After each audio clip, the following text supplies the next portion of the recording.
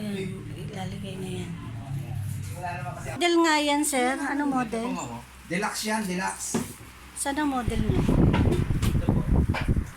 Ah, ito. Yan po ang tinitingnan dyan. So far ba yung Panasonic magandang ano yan? Ha? Magandang ano? Maganda naman sir, kasi wala na mabili yan eh. Ha? And mabili ngayon eh, Panasonic eh. Oo. Pero nagkakabit din kayo ng ibang ano? Ah, O hindi pag po. exclusive kayo sa mata Panasonic? Panasonic lang talaga Ah, kami. Panasonic lang Siyempre, talaga. yun ang ano Pero nila. pag luma, kahit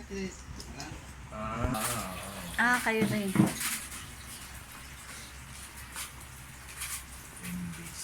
Ano namin yung kuryente niyan kasi kailangan daw nakaabang na. kailangan meron yung ano kasi.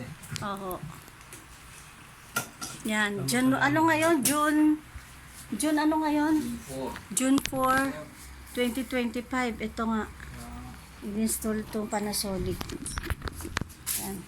Tapos ang magandahan yan, may apps pala yung ano dito, no? May apps din sa cellphone, yung remote, Oo, meron nga daw. Wi-Fi po, Wi-Fi. wifi. Ah, kailangan naka-wifi din pala to. Kahit wala nang ano, kahit wala na yung remote. Hindi, kailangan lang naka-wifi dito. Iyaan mo ko sa wifi. Yan, iko-connect sa wifi yan. Nasa sasakyan, Toyota. Oo. Kaya marami bumibili nito. Ah, okay.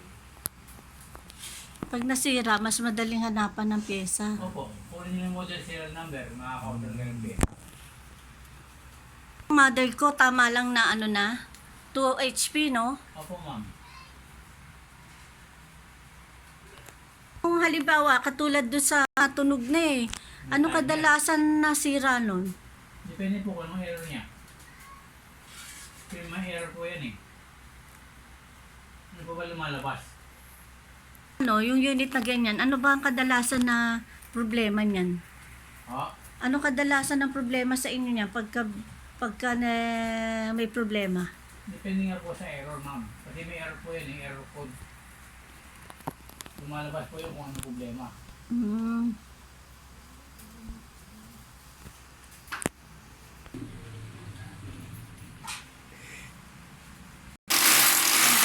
Ganyan dapat ang paglinis. Yung walang kalat ganyan. Mahirap talagang linisin pag maraming kalat katulad yun.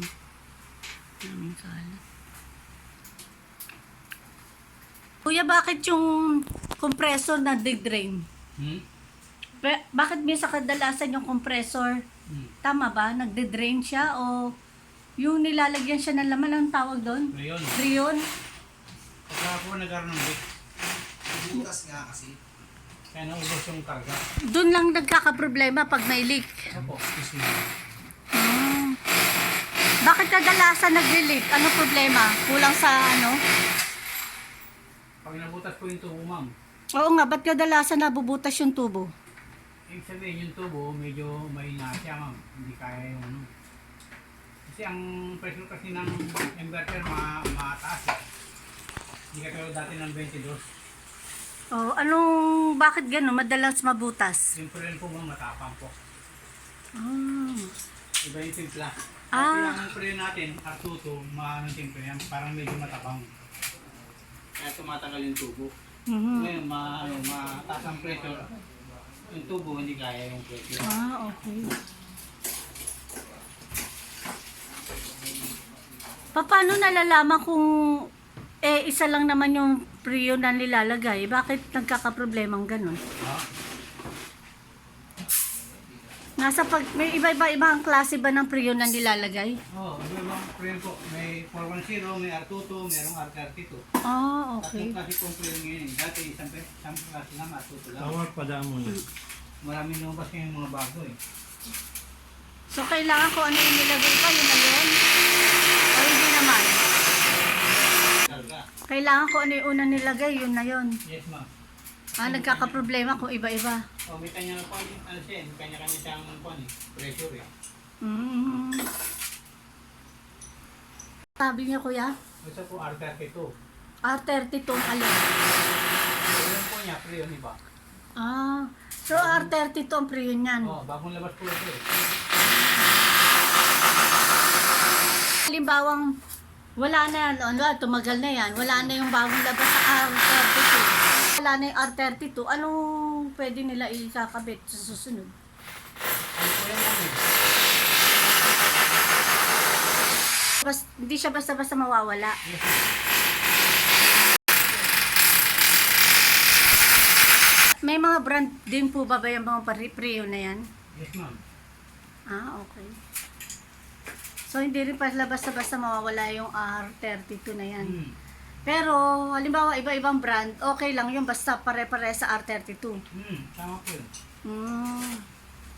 Wag lang yung magkakaiba. Yes, ma'am. Yun yung Kasi nagkaka-problem. sira ang unit. Ah, okay. Pag iba, sira yung unit mo. Halimbawa, yung isang nag-service ngayon, ibang ginamit. Paano nila madedetect kung sa Panasonic may record dyan, ano? Sa repair. Kung ano yung mga nilalagay nilang Prion. Opo.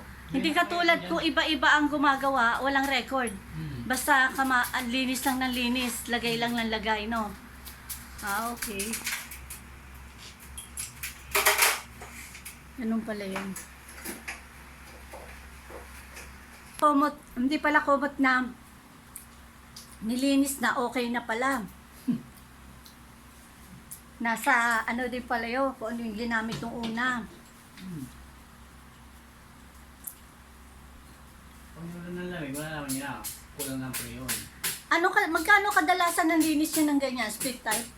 Ano po ito? 1-2 po. Ah. Ito po, 1-2 po. 1, 2. Makadalasan na ilang months bago malinis. 6 months po. Kailangan talaga, kuya, 6 months? Para ma-maintain po siya. Ah, okay. Bakit sabi nila, mas maano daw yung laging nililinis? Kalokohan lang yon. Mas maganda po lagi nilinis Kasi sabi nila, pag lagi daw nililinis every 6 months, baka may nagagalaw na, depende po sa gumagawa, ma'am. kahit sabihin mo na legit, Kasi kahit merong- na taga Panasonic siya, ganon. Meron kasing gumagawa na sira ulo kagawa ng problema. Ganun ba yun? Ito po yun. Kahit na sabihin mo taga Panasonic? Kaya yung mga customer ko, hindi nagpapalinis sa ganun. Pero sa akin lang. Ganun ba? Kasi wala sila Paano malalaman yon? Sasabihin, i-request kayo dun sa Depende po yun. Di re-request kayo sa Panasonic. Yung sa service center po namin. Oo, kumbaga, i-request yung pangalan nyo, ganon. Depende po yun.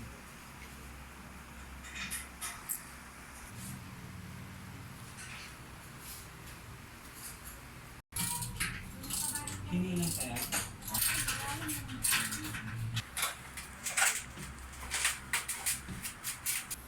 Pagka yung yun, nalilinis. Bawas po yun pagka ganun. Pero yung Prion, hindi siya na Hindi, lifetime nga daw. Basta nakawawala yung Prion. Huwag lang mabubutas talaga yung Oo. tubo. Kasi sisingaw, ano? Okay. In-install ng June 4, 2025.